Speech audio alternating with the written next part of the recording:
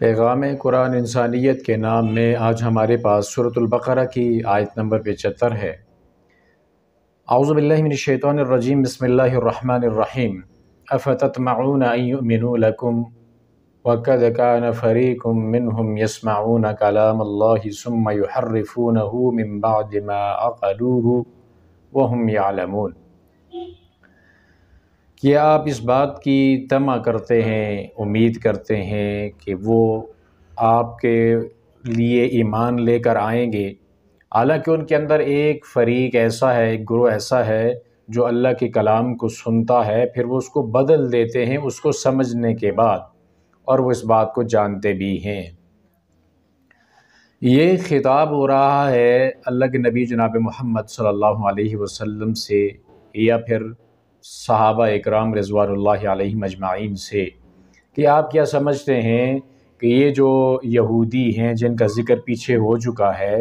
یہ آپ کے لیے ایمان لے کر آئیں گے؟ آپ اس بات کی طمع اور لالچ رکھتے ہیں۔ یہ جو طمع ہوتی ہے نا، یہ امید کے بالکل قریب ہوتی ہے، یعنی ایسی لالچ جو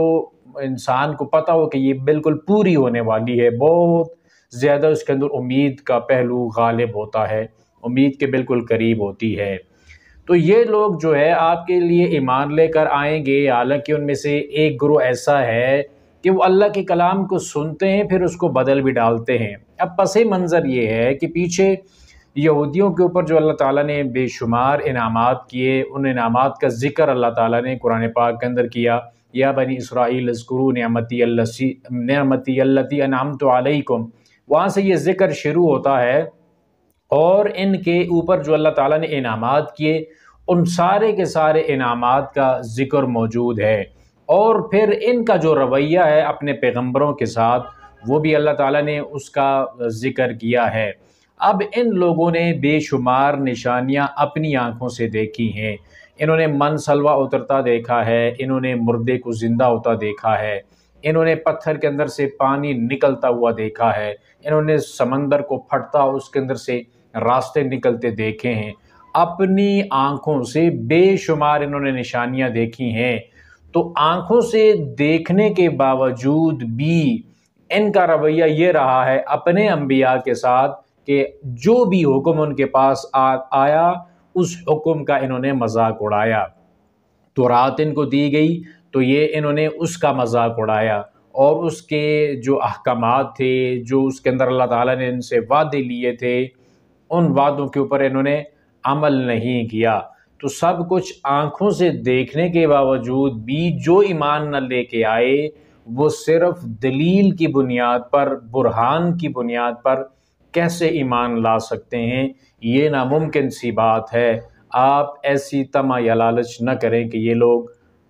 ایمان لانے والے نہیں ہیں، بالکل ممکن ہے ہی نہیں۔ اگر ایمان لاتے تو اپنے نبی موسیٰ علیہ السلام کے اوپر ایمان لے کر آتے کہ جن کے ہاتھوں سے انہوں نے بہت ساری نشانیاں دیکھی تھیں، اور نشانیاں دیکھنے کے باوجود اگر انہوں نے اپنے نبی موسیٰ علیہ السلام کے احکامات کا مذاق اڑایا ہے تو یہ آپ کے اوپر بھی ایمان لانے والے نہیں ہیں۔ اب یہ جو واقعات اللہ تعالیٰ نے بیان کیے ہیں، اس کے اندر پیارے نبی علیہ السلام کی نبوت کی، صداقت کی بین اور واضح دلائل موجود ہیں کہ پیارے نبی وہ باتیں بتا رہے ہیں کہ جو باتیں لوگوں کے درمیان، لوگوں کے علم کے اندر نہیں تھی، یعنی جو اس وقت کا جو عرب کا خطہ تھا اس کے اندر یہ باتیں یہودیوں کے جو لوگ تھے انہوں نے تو اپنے آباء و اجداد سے سن رکھی تھی، لیکن باقی لوگوں کو تو اس بارے میں علم نہیں تھا، امی لوگ تھے، ان پڑھ تھے۔ یہ عرب کا جو ہے وہ خطہ تھا اس کے اندر زیادہ تر ان پڑھ لوگ تھے، وہ پڑھے لکھے نہیں تھے۔ اب پیارے نبی علیہ السلام نے بھی کسی سکول کالج سے تعلیم تو حاصل نہیں کی تھی، تعلیم و تعلم کا اس وقت اس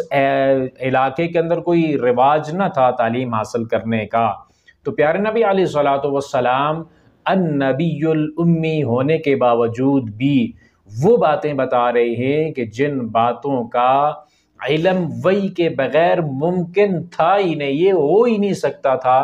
کہ وحی نہ ہو اور اللہ رب العالمین کی طرف سے بتایا نہ جائے اور پھر کوئی ایسی بات کر دے، ایسے واقعات، اور بالکل صحیح طریقے کے ساتھ کہ ان کے اندر کسی طرح کی کوئی غلطی نہ پائی جائے، من و عن وہی بات ہو رہی ہو جو بات اس وقت ہوئی ہے۔ تو یہ پیارے پیغمبر علیہ الصلوۃ والسلام کی صداقت کی ایک بہت بڑی دلیل تھی کہ پیارے نبی وہ باتیں بتا رہے ہیں کہ جو باتیں بغیر وحی کے کوئی بتا ہی نہیں سکتا۔ یہ آپ کے سچا ہونے کی، رسول ہونے کی واضح بین دلیل تھی، لیکن باوجود اس کے یہودی حسد کے اندر رہے اور انہوں نے پیارے نبی صلی اللہ علیہ وسلم کے پیغام کو نہ مانا۔ تو فرمایا رب العالمین نے، اس کے اندر ایک تسلی بھی ہے پیارے نبی علیہ السلام کے لیے کہ آپ اس بات کی جو طمع رکھتے ہیں، ایک لالچ ہے آپ کے دل میں، ایک امید ہے کہ یہ لوگ آپ کے اوپر ایمان لے کر آئیں گے، تو ان میں ایک گروہ ایسا بھی تھا جو اللہ کے کلام کو سننے کے بعد اس کو بدل دیتے تھے۔ اب یہ گروہ کون سا ہے؟ اس کے اندر بھی دو رائے ہیں، یا تو یہ وہ گروہ مراد ہے جو موسیٰ علیہ الصلوۃ والسلام کی قوم ہے، اور اس قوم میں سے وہ لوگ جو 70 لوگ جن کو مختص کیا گیا تھا، رب العالمین نے جب موسیٰ علیہ الصلوۃ والسلام سے کہا تھا کہ آپ اپنی قوم کے 70 لوگوں کو چنیں اور ان کو ساتھ لے کر کوہ طور پر آئیں، تو وہاں پہ انہوں نے اللہ تعالیٰ کے احکامات کو سنا، اور پھر ان کو جو احکامات دیے گئے، جو عہد انہوں نے اللہ تعالیٰ سے باندھے، وہ عہد لینے کے بعد انہوں نے آپس میں ایک دوسرے سے کہا کہ اب اگر اس کے اوپر ہم ایمان لائیں گے تو بھی ٹھیک ہے، اگر ایمان نہ لائیں گے تو بھی ٹھیک ہے، یعنی مفہوم اور مطلب کوئی بدل کے رکھ دیا۔ اور پھر اس سے مراد سارے یہودی ہو سکتے ہیں موسیٰ علیہ الصلوۃ والسلام کی قوم کے، کہ انہوں نے جو کتاب اللہ تھی اس کے اندر تحریف کی، لفظی تعریف بھی کی اور معنوی تحریف بھی کی، یعنی معنی بھی بدل دیے، لفظ بھی بدل دیے، دونوں طرح کی یہ تبدیلی اپنی کتاب کے اندر یہ لوگ لاتے رہے ہیں، معنی کے لحاظ سے بھی اور لفظوں کے اعتبار سے بھی۔ انہوں نے لفظ بدل کر یا معنوی تعریف کر کے دنیا کا مال کمایا، حالانکہ وہ اس بات کو جانتے بھی تھے کہ وہ یہ کام کر رہے ہیں، جاننے کے باوجود یہ کام کر رہے تھے۔ اس کا مطلب ہے کہ یہ جاننے والے کون لوگ ہوتے ہیں؟ وہ علماء ہیں، یعنی یہودیوں کے علماء یہ کام کیا کرتے تھے، جن کے پاس تورات کا علم موجود تھا، وہ علم ہونے کے باوجود اس کے اندر تبدیلیاں پیدا کر دیتے تھے۔ اور دوسرا جو موقف ہے وہ یہ ہے کہ یہ وہ گروہ ہے جو پیارے نبی جناب محمد صلی اللہ علیہ وسلم کے زمانے کا تھا۔ وہ کیسے؟ کہ یہ جو یہودی تھے، یہ ان کے درمیان پہلے سے بات چل رہی تھی کہ ایک نبی آنے والے ہیں اور وہ اپنا پیغام دنیا کو پہنچائیں گے، تو یہ اس انتظار کے اندر بیٹھے تھے کہ وہ نبی کب آئے گا، ہم اس کے اوپر ایمان لے کر آئیں گے۔ پھر جب یہ نبی صلی اللہ علیہ وسلم آ گئے، آپ نے یہ سارے واقعات بھی بیان کر دیے اور انہوں نے دیکھ بھی لیا کہ ساری نشانیاں اس نبی جناب محمد الرسول اللہ صلی اللہ علیہ وسلم کے اندر پوری ہیں، اور لوگ ایمان بھی لا رہے ہیں۔ انہوں نے دیکھا کہ آئے روز ایمان والوں کی تعداد بھی بڑھتی جا رہی ہے، اور ساری نشانیاں بھی وہی ہیں جو تورات کے اندر بیان ہوئی ہیں۔ تو انہوں نے جو نشانیاں تورات کے اندر بیان ہوئی تھی ان کو چھپانا شروع کر دیا، یا اس کے مفہوم اور مطلب کو ہی بدل دیا، لوگوں کو بتاتے ہوئے یہ بات کہا کرتے تھے کہ یہ وہ نشانیاں اس نبی محمد صلی اللہ علیہ وسلم کے اندر نہیں پائی جاتی جو تورات کے اندر پائی جاتی تھیں۔ اس طرح سے وہ معنی بدلتے تھے، اور اگر وہ لوگوں کے سامنے اس جو حق تھا وہ بیان کرتے ہی نہیں تھے تاکہ لوگوں کو پتہ ہی نہ چلے کہ کون سی نشانیاں تورات کے اندر بیان ہوئی ہیں۔ اس طرح سے وہ سارا جو کلام تھا وہ لفظ بھی چھپا لیتے تھے، یا معنی کے اندر تبدیلیاں پیدا کر کے لوگوں کے دلوں کو ایمان سے پھیرنے کی کوشش کرتے تھے۔ تو یہ دونوں گروہ اس سے مراد ہو سکتے ہیں۔ اللہ کے کلام کو سن لینے کے بعد اس کو بدل دیتے تھے معنی کے لحاظ سے یا لفظوں کے اعتبار سے، من بعد ما عقلوہ، اس کو سمجھنے کے بعد، یعنی ان کو پتہ تھا کہ جو کلام اللہ ہے، جو تورات کے اندر کوئی بھی آیت نازل ہوئی ہے اس کے اندر جو احکامات ہیں اس کا مفہوم اور مطلب بھی پتہ تھا، واضح تھا مفہوم، ایسا نہیں تھا کہ اس مفہوم کے سمجھنے کے اندر کوئی ان کو غلطی لگی تھی، بلکہ وہ سارا کچھ سمجھتے تھے۔ انہوں نے اس کے مفہوم کو اچھی طرح سے سمجھ لیا تھا کہ اس آیت کا، ان نشانیوں کا اور یہ مطلب اور یہ مفہوم ہے۔ جاننے کے باوجود اس کے اندر انہوں نے تبدیلی پیدا کر دی۔ وَهُمْ يَعْلَمُونَ، اور وہ جانتے تھے، یعنی جان بوجھ کر یہ کام کرتے تھے، یا اس بات کا وہ علم رکھتے تھے، ان کے علماء تھے، جاننے والے لوگ تھے، یہ کام وہ لوگ کر رہے تھے جن کے پاس کتاب اللہ کا علم تھا، اور وہ جاننے کے باوجود یہ کام کر رہے تھے۔ تو اب ایک انسان جس کو پتہ ہے کہ اللہ تعالیٰ کے کلام کے اندر جو آیت اللہ تعالیٰ نے نازل کی ہے اس کا مفہوم، معنی اور مطلب یہ ہے، اور اس کے بارے میں، اس کے مفہوم کے بارے میں اسے 100% یقین ہے کہ اس کا یہی مفہوم ہے، جانتا بھی ہے، اس کے پاس علم بھی ہے، اور علم ہونے کے باوجود، جاننے کے باوجود بھی جو حق بات کو چھپا لیتا ہے، یا اس حق بات کے معنی کو بدل کے اپنی جو نفسانی خواہشات ہوتی ہیں، یا جو اس کا اپنا باطل عقیدہ ہوتا ہے اس کے مطابق وہ مفہوم اور معنی بنا لیتا ہے، تو ایسا آدمی یا ایسا گروہ پھر کیسے راہ ہدایت پہ آئے گا؟ جاننے کے باوجود اپنے اس گمراہی والے راستے پہ جو اڑا رہے، اور اسی گمراہی کو ثابت کرنے کے لیے حق بات کو مروڑ کر اپنے اس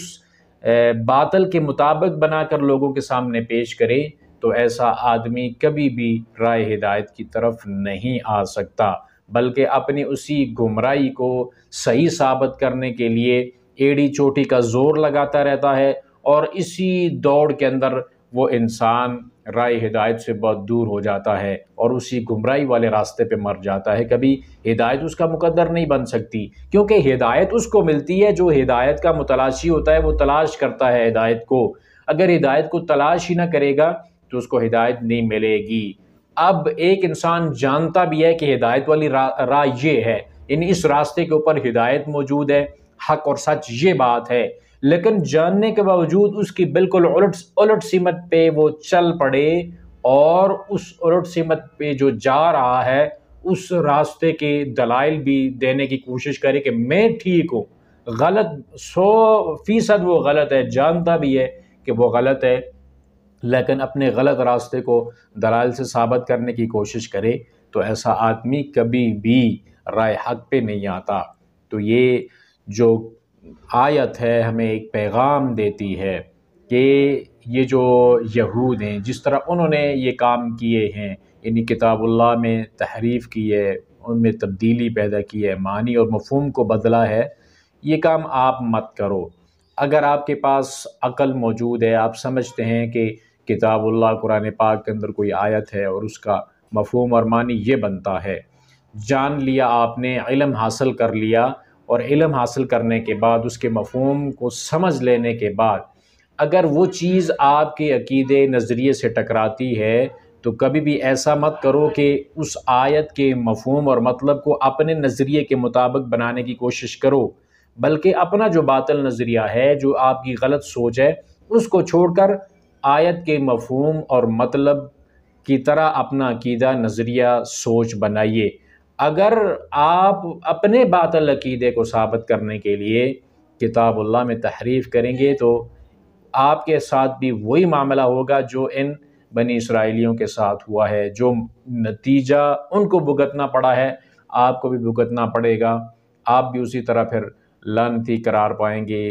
راہ ہدایت سے ہٹ جائیں گے، اور ہدایت آپ کا مقدر پھر نہیں رہے گی۔ اور پھر آخرت کا جو مرحلہ ہے وہ پھر ظاہر ہے، اگر انسان گمراہی پہ چلتا رہے اور گمراہی کو صحیح بھی ثابت کرتا رہے دنیا کے اندر، تو پھر وہ کیسے وہ انسان نجات پا سکتا ہے؟ اللہ قرآن کو سمجھ کر اس کے اندر جو پیغام ہے ہمارے لیے، اس پیغام کے مطابق اللہ تعالیٰ ہمیں دنیا کی زندگی بسر کرنے کی توفیق عطا فرمائے۔